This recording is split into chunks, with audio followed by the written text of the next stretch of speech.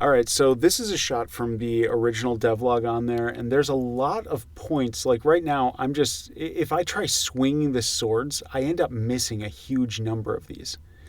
And it's not so much because I'm missing the targets, which a few of them I certainly was.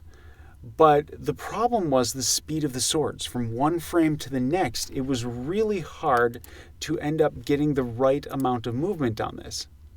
So if I went really choppy and swung the swords fast, like that. If I'm doing that, I'm not hitting most any of them. But obviously, if it were a physical item, I should have hit the target. So I want to show you another video on this. So let's go over and let me find that video for a second. We're going to go back to here and then this one. Right click, open with, snag it. Okay, so here's the new one. Now with this one, I am hitting targets all over the place in this game. And this is really getting fun. I'm really enjoying this. It's still got some weaknesses I need to improve on, but ultimately this has been probably about maybe 8 hours of development time, maybe 6, to get this impact in Quest 2. It's awesome.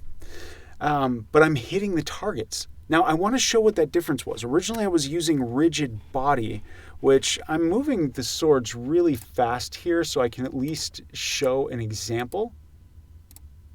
Let me find out before. That's one's hard to tell. Let's go back a little more. Nope, not a great shot. But I'm trying to find an example of where I was swinging and hitting.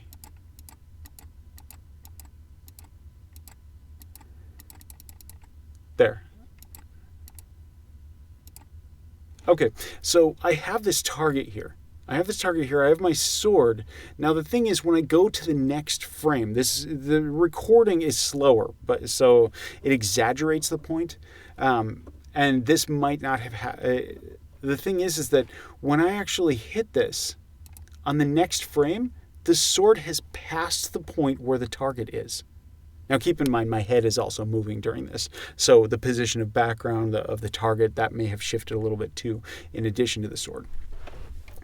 But the sword never actually collided with that point. The collider triggers never went off. In some cases they were going off, but in a lot of cases they were not, because it was just kind of random luck if the frame rate would capture it at that exact point. Anyway, so on this new one, I have it set up so that I'm using, I skipped out the rigid body, and I'm now using a whole bunch of raycasts from all sorts of points along the sword to check where they were, and now the game has been becoming a lot of fun. So I don't want to stop the recording, I want to stop this one, and let's bring this over, and I want to show how this is set up inside of Unity. So Quest Swords, there we go. So here's the sword. And you can see I have all these trace points on it. I just have them highlighted with the gray diamond to showcase what they are, or where their points are, make them stand out a little bit more. But all they do is they follow along the edge of the sword. And you can see if I just go down this list, there's a whole bunch of them on it. And anyway, let's go down to here. And you can see I have it curve a little bit with the end of the sword. I can turn gizmos off to just see where that sword is, but that's where that difference is. Okay, now let's go over into the sword script itself. I used to have a rigid body in here, but I was actually finding it was slow and choppy, but there were a couple other changes that I made that have gotten rid of that, and I'm not sure exactly what was going on. The recordings were slower. Okay, so let's see. On this one, I added the trace impact points. I got rid of the rigid body. I'm not using the on-trigger enter anymore, so I'm not using the physics system built into the objects for how the objects detect collisions between each other. I'm not using those. Instead, I'm keeping a list of all of these points, and I'm as well as the layer, I'm keeping a separate layer for where it's checking the physics detections. And then doing a trace distance. I'll get to the distance in a minute. Let's go to the script. Okay, my original code for detecting it was right here. But of course, that was every frame. Sword moves from one position to the next. So a lot of times it just missed that target in between. So that didn't work. I had to get rid of that. In fact, goodbye. All right, so here's my list of trace points. They're just transforms. I have the layer mask called out. I have a minimum distance, which basically says even if the sword is still, let it do a short raycast to see if basically what I'm trying to assume is about the size of the sword. There's some issues there. I probably don't even need it. Okay, so then I do the update. The first thing it does, and I probably could have just handled this during start. You know what? I can.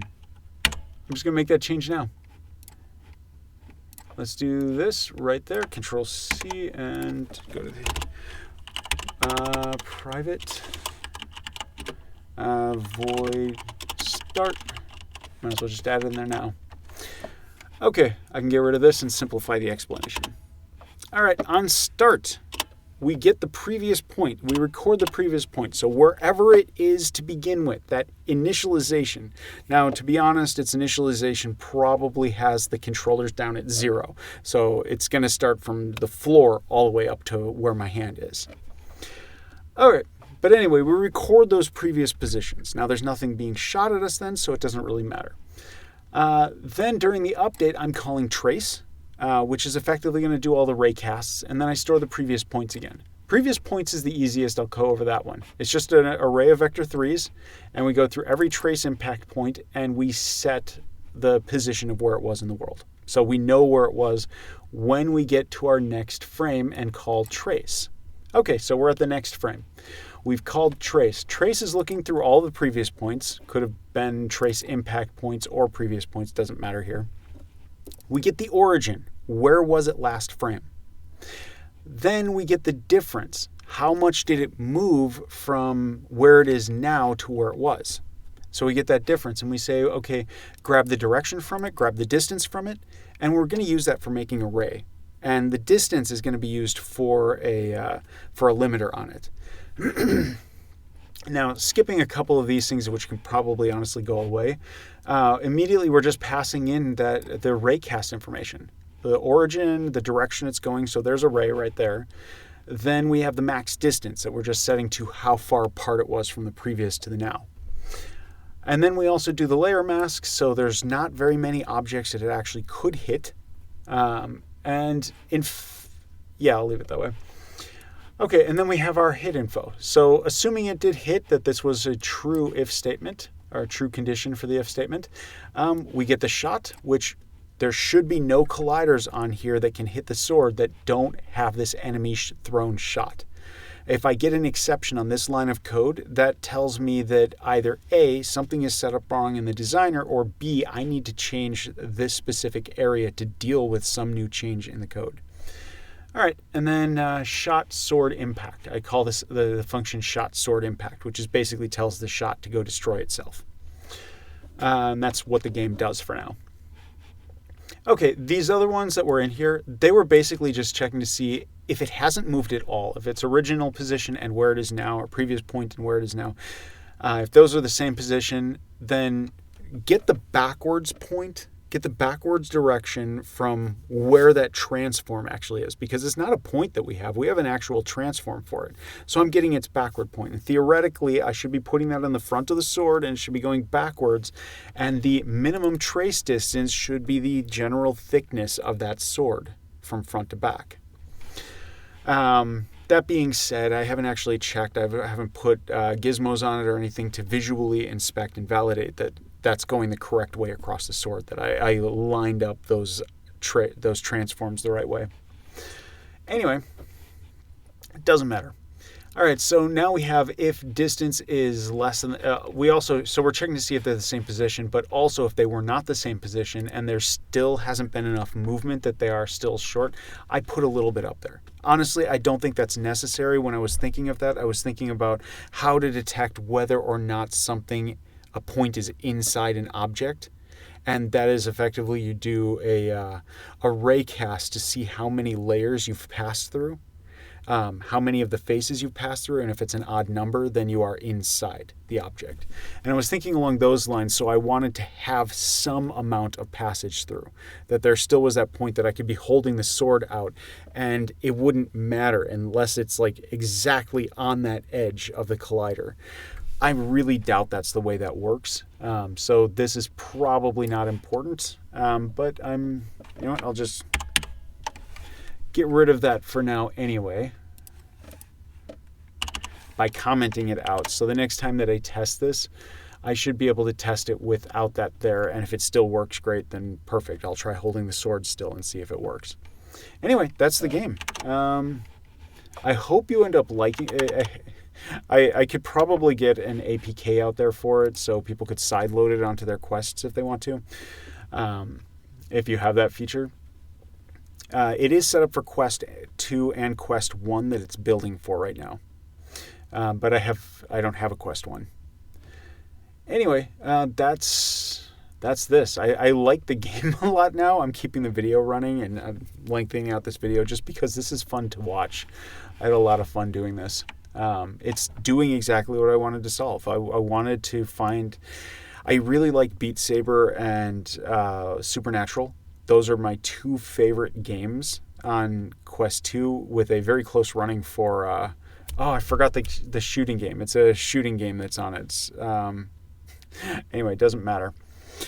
But yeah, this is doing exactly what I wanted. I didn't want a pattern to follow. I wanted a game where I could just play it. And it would just be random targets coming at me at any point in time. There's a few things it needs. I do want a mood set inside of I do want some music set inside of this. I want it to be creepy campy. So I've got these little monsters in the background that are doing this. They're launching these things at me. Like as soon as it starts, they start throwing these at me. There's one in the background. You almost can't even see it. Certainly, most likely not with the orbs there anyway, but you can tell where it's coming from. And it's doing everything I want. The assets, I didn't make the art assets here. These are art assets I bought, and I'll share out what those were in a later video. But that's working all pretty nicely. The effects of everything just came together, and this is effectively maybe 5 or 6 hours of development time on the quest, including gathering the assets and recording videos to get this. That works pretty well for me. Okay, I'll talk to you later. Thanks for listening. Before I go, if anybody knows a better way to deal with this than the Raycast solution I came up with, if you know a different way that's been proven to work, that you've seen work, or have some other videos to link that have also solved this but in different ways, please share a video. Please talk about the code. I'd love to hear about it and possibly try them out so that I have multiple sets of tools in my arsenal for dealing with this specific issue. All right, thanks.